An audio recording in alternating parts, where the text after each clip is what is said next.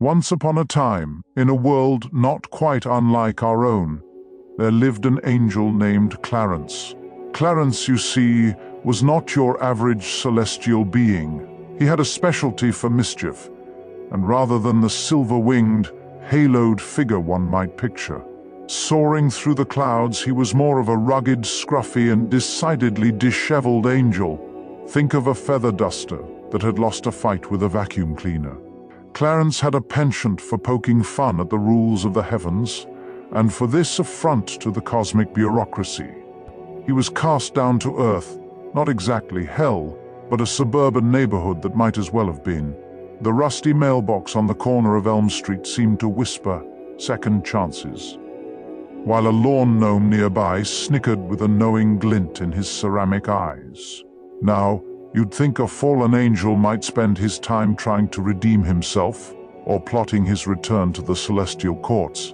Instead, Clarence found himself knee-deep in the chaotic beauty of human life. His first order of business? To blend in. Unfortunately, Clarence didn't quite grasp the concept of disguise, dressed in oversized cargo shorts, a t-shirt emblazoned with the phrase "I heart humans," and flip-flops. That flopped more than they walked. He ambled through the neighborhood like a confused tourist. His first encounter was with Mrs. Hargrove, a feisty gray-haired lady who often baked cookies that could turn even the grumpiest grump into a jolly fellow. Clarence attempted to charm her, thinking, cookies must be the key to winning hearts. Why, hello there, young man. Nice shirt.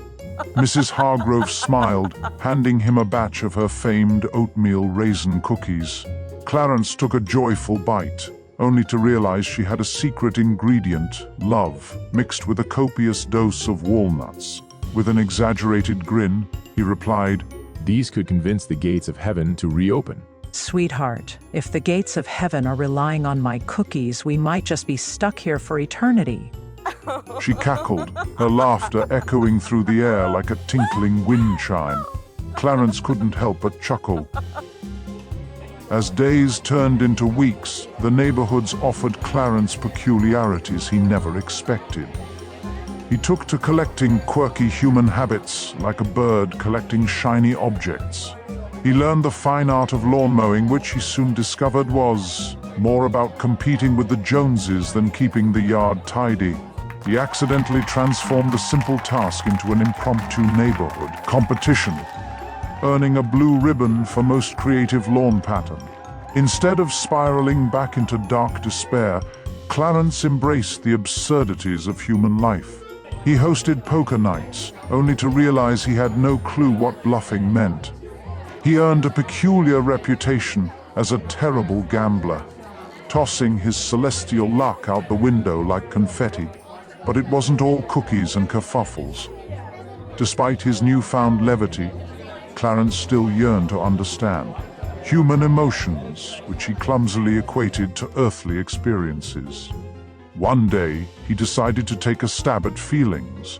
He attended a local support group titled "Coping with Overly Friendly Neighbors."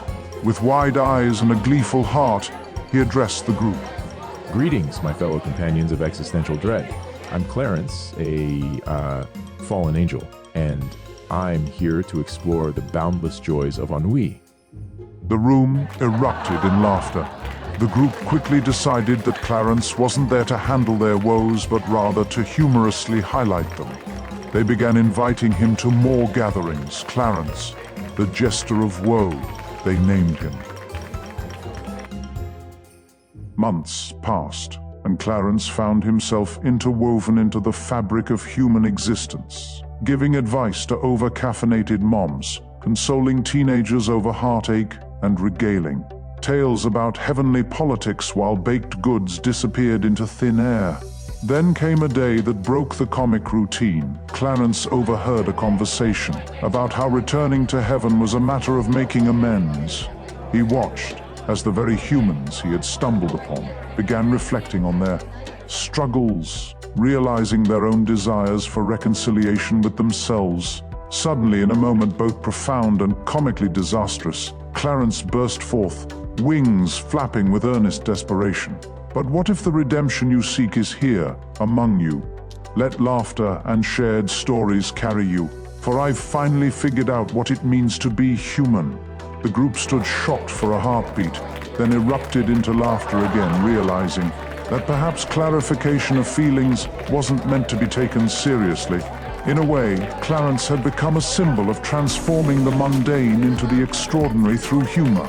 With that newfound realization, Clarence felt his feathers tingling with anticipation. The sunlight bathed the neighborhood in a golden hue. Perhaps the heavens would be more forgiving than he thought. In the end, Clarence didn't ascend immediately. He stayed, laughing with his quirky group about donut diets and existential dread, transforming the absurdity of human life into a continuous loop of comedy therapy. So, in a world that often twists into something dark and complicated, Clarence, the fallen angel, remained, joyfully grounded, bringing laughter, connection, and a little more light to the mortals below. And in his heart, he carried the greatest truth of all. Sometimes, redemption is simply a shared joke away. And so he thrived, a little fallen, a legend of fun, and a beacon for terrestrial absurdity. God smiled, and the angels rejoiced.